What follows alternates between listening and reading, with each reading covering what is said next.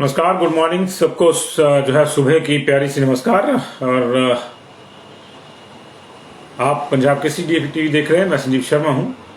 आज का हमारा बुलेटिन थोड़ा एडवांस है। उसकी वजह जो है वो ये है कि हिमाचल प्रदेश में कैबिनेट की एक इमरजेंसी मीटिंग बुलाई गई है, जो है जिसको अर्जेंट कह लीजिए, इमरजेंसी कह लीजिए, आपात कह लीजिए, विशेष कह लीजिए, लेकिन ये मीटिंग बुलाई गई है। क्यों बुलाई गई है इसकी चर्चा करेंगे, क्योंकि अगर लीक से हटकर कोई काम होता है तो निश्चित तौर से सबकी उसमें जो इंटरेस्ट रहता है कि क्या मामला है क्या नहीं है, इसलिए जल्दी से जल्दी आप जुड़ जाइए। और दूसरा बड़ा सवाल इसी कैबिनेट से जुड़ा हुआ है कि क्या सरकार ठेकेदारों के आगे झुक गई है, ये दूसरा सवाल है। इसके अलावा इस कैबिनेट में 8वीं तक स्कूल खोलने पर भी फैसला हो सकता है और वेतन निर्धारण पर जो थर्ड ऑप्शन की बात हो रही है वो भी आज आ सकता है। लेकिन दूसरी ओर एक साथ दो शहादतों से हिमाचल प्रदेश में शोक की लहर है। आपकी जानकारी के लिए बता दें कि कल हमने आपको खबर दी थी कि अरुणाचल के केमांग सेक्टर में 7 जवान सेना के शहीद हो गए थे। जब वो अपनी ड्यूटी कर रहे थे, वो गश्त कर रहे थे सीमा पर, तब वो एवलांच की चपेट में आ गए और उसके बाद हिमस्खलन में वो दब गए।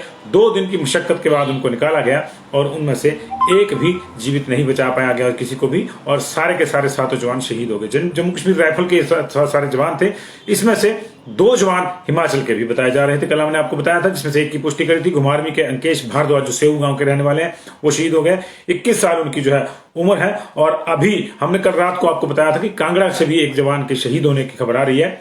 हालांकि कांगड़ा वाले की आधिकारिक पुष्टि प्रशासन ने अभी भी नहीं की है, लेकिन सूचना मिल रही है कि कांगड़ा जिले के बैजनाथ क्षेत्र की कंदराल पंचायत का ये जवान रहने वाला था। इनका नाम जो है राकेश कुमार बताया जा रहा है और ये महेश, ये लगभग जो है 7 महेशगढ़ कोई गांव है शायद, या देखना होगा ये नाम है, लेकिन ये कंदराल पंचायत का बताया जा रहा है क्योंकि वहां के जो विधायक हैं उन्होंने जो है इस पे जो बाकायदा शोक प्रकट किया है। मुल्कराज प्रेमी जो वहां के बैजनाथ के विधायक हैं, तो ये कंदराल पंचायत के राकेश जो हैं, इनको भी जो है इनके बारे में भी सूचना है कि ये भी वहां पे अनफॉर्चुनेटली शहीद हो गए, देश के काम आ गए। तो इन दोनों जवानों की शहादत पर पूरा प्रदेश शोक में डूबा हुआ है। हमारी इन जवानों को श्रद्धांजलि, उन वीर परिवारों को ईश्वर ये दुख सहने की शक्ति दे जिनके ये बच्चे थे। और बड़ी कम उम्र 26 साल ये जो दूसरे कांगड़ा के हैं, और 21 साल जो अंकेश भारद्वाज हैं उनकी, 26 साल वाले राकेश कुमार जी हैं, इनकी 4 महीने का एक बच्चा भी बताया जा रहा है। और लेकिन हम इस पूरी खबर पे जो है इसलिए थोड़ा सा संशय में है क्योंकि अभी भी एसडीएम बैजनाथ और डीसी कांगड़ा और एसपी कांगड़ा को कोई आधिकारिक सूचना इसकी नहीं है। हालांकि गांव में जो है ये सूचना कहा जा रहा है कि है, और वहां के जो विधायक हैं उन्होंने भी इस सूचना को कंफर्म किया है। तो ये थोड़ा सा मामला इस यहाँ पे पेच फंसा हुआ है क्योंकि संभवतः ये माना जाता है इस मामले में कि आर्मी सबसे पहले जो लोकल एडमिनिस्ट्रेशन को जो है वो कांटेक्ट करती है, लेकिन ये भी संभव है कि लोकल एडमिनिस्ट्रेशन के नंबर ना हो तो सीधे घर वालों को कांटेक्ट किया हो। तो ये 2 शहादतें हिमाचल प्रदेश की जो है वो सामने आई है अरुणाचल वाले हादसे से, और दोनों ही शहादतों के चक्कर में जो है प्रशासन भी अभी तक परेशान है कि क्या है क्या नहीं है, क्योंकि दोनों ही तरफ प्रशासन को आधिकारिक सूचना नहीं है। हालांकि बिलासपुर की सूचना उनके परिजनों ने ओके कर दी है कि इस तरह से मामला हमको बताया गया कि हमारा बेटा शहीद हो गया। उसके बाद वहां मंत्री जी पिछले कल ढाढस बधाने गए थे, लेकिन शाम को जो है शहादत की खबर आ गई। तो अभी दोनों जवानों की बॉडी जो है आज देर शाम तक उनके पैतृक गांव लाए जाने की उम्मीद है, और उसके बाद जो है आगे की जो परंपराएं हैं निभाएंगी। शहीदों के जो वीर देह है उनको जो है उनका अंतिम संस्कार किया जाएगा। इस पूरी खबर पे हमारी नजर रहेगी, लेकिन इस वक्त की जो बड़ी खबर है वो ये है कि अब से ठीक 25 मिनट बाद यानी 10 बजे हिमाचल प्रदेश कैबिनेट की एक आपात बैठक रखी गई है।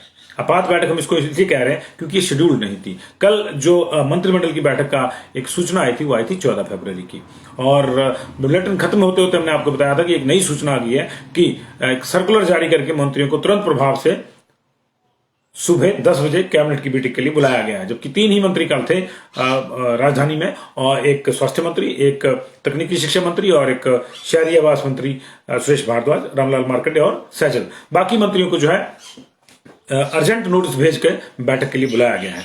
माना जा रहा है कि ये कैबिनेट की जो अर्जेंट बैठक है ये ठेकेदारों की हड़ताल से उपजी स्थितियों को सुलझाने के लिए हो रही है। 2 दिन से ठेकेदार हड़ताल पे हैं और जो कार्य सरकारी कार्य होते हैं, निर्माण कार्य होते हैं, वो रुके हुए थे, और इसको लेकर जो है सरकार जो है शायद पैनिक हो गई है। पैनिक शब्द का इस्तेमाल मैं इसलिए कह रहा हूं क्योंकि ये चीजें जो है थोड़ा इस तरह का संकेत भी जाता है कि ठेकेदारों के सामने सरकार झुक गई है। और ये बड़ा सवाल है अपने आप में। इसके कई हल भी हो सकते हैं। अगर सिर्फ इसी के लिए कैबिनेट बुलाई जा रही है तो इसका हल ये भी हो सकता था कि आप उनके साथ बातचीत करते और उनको कहते कि अगली कैबिनेट में मामला आ जाएगा, जो 14 तारीख को संभावित जिसकी तारीख है जो है वो सूचना दी गई थी कि 14 तारीख को है। लेकिन क्या इसमें अर्जेंसी रही क्या नहीं, ये तो सरकार बता सकती है। लेकिन पब्लिक डोमेन में अभी जो मैसेज है वो यही है कि ठेकेदारों की हड़ताल से सरकार विचलित है और उस जिस नियम को, जिस एम फॉर्म वाले नियम के सरलीकरण की बात ठेकेदार कर रहे हैं, उस नियम को जो है बदलने के लिए ये कैबिनेट बुलाई गई है, क्योंकि कोर्ट के आदेशों के बाद वो एम फॉर्म लागू हुआ था। उसका असली मसला ये था कि इस चीज पे नजर रखी जाए कि क्रशर कितना निकाला गया, कितना नहीं निकाला गया, कहां गया, कहां नहीं गया। लेकिन ठेकेदारों का कहना है कि क्रशर वाले फिर ये दबाव बना रहे थे कि अगर 10-12 टिपर लेंगे तब आपको एक एम फॉर्म मिलेगा, और एम फॉर्म मिल नहीं रही। अगर किसी को 1 टिपर चाहिए, किसी को 2 चाहिए, तो दिक्कत आ रही है। इसके चलते जहां काम रुक रहा है, वहीं उनकी दूसरी जो प्रॉब्लम थी वो ये थी कि 2017 से पहले कि जो उनके टैक्स की जो प्रतिपूर्ति है वो नहीं हुई है, और लंबे समय से उनकी जो नॉर्मल पेमेंट्स हैं वो भी फंसी हुई हैं। तो इस सारी चीज को लेकर जो है वो 2 दिन से हड़ताल पे हैं, और उन्होंने जो है वो काम छोड़ दिया था। 2 दिन तो उन्होंने पहले जो बर्फबारी की हटाने के लिए मशीनें नहीं थी उससे प्रशासन परेशान हुआ था, और अब जाके जो है इस पूरे मामले पर जो है बैठक जो है वो बुलाई जा रही है। तो अगर ये सिर्फ और सिर्फ, क्योंकि कल रात तक जो पता था वो एजेंडा यही था, तो अगर सिर्फ यही एजेंडा है तो निश्चित तौर से ये अपने आप में भी चिंता का विषय है, क्योंकि इस तरह से प्रेशर ग्रुप्स के सामने अगर सरकारें झुकती हैं तो ये अच्छा संकेत नहीं माना जाता। हम ये नहीं कहते कि नहीं होना चाहिए, अगर किसी की जायज मांग है तो बिल्कुल पूरी होनी चाहिए, लेकिन एक मैसेज ये भी चला जाता है कि प्रेशर ग्रुप्स के आगे सरकारें झुकती है। जबकि इसका अगर सिर्फ यही मामला है तो मैंने कहा कि आपको ये भी था कि आप इनको कह देते कि अगली कैबिनेट में लाकर आपका मामला ठीक कर दिया जाएगा, आप अपने काम पे लौटिए, बात वहीं भी हो जाती। अर्जेंट अगर मीटिंग बुलाई गई है तो निश्चित तौर से कुछ ना कुछ गंभीर है, वो क्या गंभीर है उसको देखना होगा। इसके अलावा ये माना जा रहा है, कल तक तो यही एजेंडा था रात तक, लेकिन ये हो सकता है कि फेस सेविंग के लिए या सिर्फ ये मैसेज ना जाए कि एक मसले को लेकर कैबिनेट बुलाई, हो सकता है कि आज जो थर्ड ऑप्शन है, जो 2.25 और 2.59 के मैट्रिक्स के अलावा देने की बात करी गई है, उस पर भी कोई चर्चा हो जाए, और इसके अलावा जो है स्कूल जो छोटे बच्चों के खोलने हैं उनको लेकर भी कोई फैसला हो जाए। 15% के विकल्प को लेकर कई इफ्स एंड वर्ड्स हैं, वो क्या वो थर्ड ऑप्शन वही होगा, और होगा तो किस तरह से होगा, किस तरह से नहीं होगा, तो ये जो है ये देखना होगा। इसमें ये फैसला भी हो सकता है। स्कूलों को लेकर पिछली जो कैबिनेट हुई थी 31 जनवरी को, उसमें 3 तारीख से स्कूल खोल दिए गए थे 9वीं, 10वीं, 11वीं और 12वीं के बच्चों के लिए। अभी 1 से 8वीं तक के बच्चों के लिए क्लासेस खोलने का विकल्प अभी है बचा हुआ, वो काम बचा हुआ है। उसमें एक थोड़ी सी हिच ये आ गई थी कि सेंटर ने ये कहा था कि जहां जहां 5% से कम है पॉजिटिविटी रेट, वहीं पे स्कूल खोले जाएं। और हिमाचल प्रदेश का भी ओवरऑल पॉजिटिविटी रेट जो है 8 और 9 के बीच में झूल रहा है, जबकि कुछ जिलों का ज्यादा भी है। ऐसे में क्या ये फैसला होता है या नहीं होता है, इसको देखना होगा।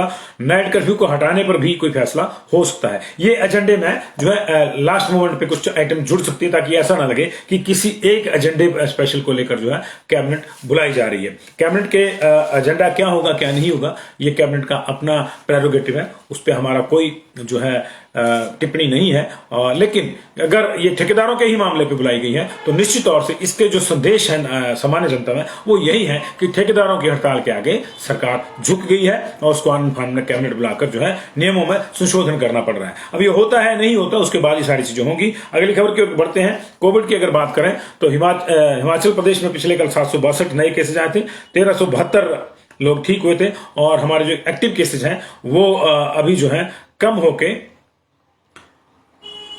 5000 से नीचे आ गए, 4812 केसेज हैं। कल कुल मिला के 8415 सैंपल हुए थे, और केसेज जो आए थे बिलासपुर में 63, चंबा में 55, हमीरपुर में 91, कांगड़ा 177, किन्नौर में 7, कुल्लू में 30, लाहौल स्पीति में 7, मंडी में 108, शिमला में 82, सिरमौर में 36, सोलन में 86, ऊना में 23 केसेज आए थे। कुल मिला के जो है ये 762 केसेज आए थे। लेकिन जो चिंता का विषय हिमाचल प्रदेश के लिए है वो डेथ्स का मामला है। पिछले इसी 8 दिन के दौरान जो है 4 बच्चों की डेथ हो गई है, जो 10 साल से कम उम्र के, 10 या 10 साल से कम उम्र के थे।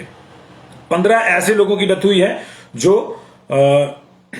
12 ऐसे लोगों की डेथ हुई है जो 40 से नीचे थे और 20 ऐसे लोगों की डेथ हुई है जो 60 साल से नीचे थे। ये जो यंग डेथ्स हैं और जो चाइल्ड की डेथ्स हैं, ये हमारे लिए चिंता का विषय बनी है। 8 दिन में फरवरी के 64 लोगों की मौत ओवरऑल हुई है। इसमें 2 महीने का बच्चा भी है, 2 साल की बच्ची भी है, 10 साल का बच्चा भी है और 21-22 साल के लोग भी हैं, 40 साल के लोग भी हैं। ये हमारे लिए चिंता का विषय है। देश में भी केसेस कम हो रहे हैं। पिछले 24 घंटे में देश में 69,544 मामले मिले हैं, जो उससे पिछले कल के 67,597 के मुकाबले मामूली सी बढ़ोतरी है, लेकिन इतनी ज्यादा नहीं है। 1,72,000 लोग ठीक भी हुए हैं और 1215 लोगों की मौत हुई है। ये चिंता का विषय है, क्योंकि उससे पिछले दिन जो 1000 लोगों की मौत हुई थी। और ये जो बीती रात को 11:30 बजे जो अपडेट हुआ है 24 घंटे का, उसमें 1215 लोगों की मौत हुई है। और इस समय जो एक्टिव केसेस हैं तेजी से गिर रहे हैं। कल 925 थे, आज 8,83,000 है। कल 9,25,000 थे, आज 8,83,000 एक्टिव केसेस आ गए। लेकिन मौतों की संख्या जो है वो निश्चित तौर से परेशान करने वाली है। 8 दिनों में छठी बार मौतों का जो ग्राफ है वो 1000 से ऊपर गया है। पिछले 8 दिन में देश की मैं बात कर रहा हूं, छठी बार 1000 से ज्यादा मौतें हुई हैं। और जो केसेज हैं ओवरऑल, उसमें 57% की जो है 8 दिनों में गिरावट दर्ज की गई। तो उस लिहाज से ये मामला थोड़ा ठीक है। दुनिया की अगर बात करें तो दुनिया में अभी कोविड की ये जो रिसेंट लहर थी ओमिक्रॉन की वजह से, उसका असर कम हो रहा है। 15 लाख केस आए हैं पिछले 24 घंटे में और 18,91,000 यानी लगभग 19 लाख लोग जो हैं वो ठीक हुए हैं और 5,676 लोगों की मौत हुई है। ये मौतों का आंकड़ा उतना ज्यादा नीचे नहीं आया है। और सबसे ज्यादा केस जो है रूस में, अमेरिका के बाद अब रूस पे कहर टूटना शुरू हुआ है। 1,65,000 नए केस रूस में मिले हैं और सबसे ज्यादा मौतें भी 698 वहां पे हुई हैं। लेकिन इससे ज्यादा भारत में हुई हैं। और भारत में जो है, मैंने आपको बताया कि पिछले 24 घंटे में जो है हमारे पास 1215 मौत हुई है। तो मौतों के मामले में इंडिया पिछले 24 घंटे में नंबर 1 हो गया है। तो ये चिंता का विषय है, क्योंकि ऐसे लोगों को अभी भी कोविड जो है बुरी तरह से स्ट्राइक कर रहा है, जो वैक्सीनेटेड नहीं है या फिर जिनमें कोई ना कोई कोमॉर्बिडिटी है। तो ये आज की खबरों पे हमारी चर्चा रहेगी। शहीदों के मामले में हम नजर रखेंगे कि उनकी बॉडी कब आती है और कब उनका अंतिम संस्कार है। इसकी भी खबर और इसकी भी तमाम फुटेज हम आपको दिखाते रहेंगे। लेकिन मंत्रिमंडल की बैठक थोड़ी देर में हो रही है और वो आपात बैठक है, इसमें कोई दो राय नहीं है। अर्जेंटली बुलाई गई है। एजेंडा कल तक यही था कि जो ठेकेदारों की हड़ताल से उपजी स्थितियां हैं उनको जो है सही करने के लिए नियमों में कुछ संशोधन किया जा सकता है, जो कोर्ट की वजह से जो है, कोर्ट ने ऑर्डर इसलिए दिया था ताकि पता लग सके कि कितनी क्रशिंग हो रही है कितनी नहीं हो रही है, क्योंकि नदियों का पर्यावरण का भी मामला है। लेकिन अभी जो है ठेकेदार इस मामले पे अड़ गए हैं और जब अड़ गए हैं तो सरकार को झुकना पड़ा है इस पूरे मामले में। अभी बाकी कुछ चीजें एजेंडे में जुड़ सकती हैं ताकि ये मैसेज जाए कि अकेले इस एजेंडे पे बैठक नहीं थी। लेकिन वस्तुस्थिति, फिलहाल की वास्तविकता, फिलहाल की सूचना यही है। ये संभव है कि हमारी सूचना गलत हो सकती है। अगर होगी तो उसके लिए हम एडवांस में क्षमा मांगते हैं और आपको बताएंगे भी कि हमारी सूचना गलत थी। लेकिन फिलहाल यही सूचना है। सर्कुलर भेजकर जो है सबको बुलाया गया, फोन करके सबको बुलाया गया कि आप जहां भी हैं तुरंत प्रभाव से शिमला के लिए शूट कीजिए और कल जो है 10 बजे बैठक है। हालांकि ये अर्जेंट बैठक जो है बाद दोपहर भी हो सकती थी, लेकिन मंत्रियों को ये आदेश दिए गए कि आप रात को भी जहां भी हैं वहां से निकलिए और रात को ही शिमला पहुंचिए और सुबह 10 बजे बैठक में हिस्सा लीजिए। क्या होता क्या नहीं, नजर हमारी पूरी है। बने रहिए पंजाब केसरी टीवी के साथ।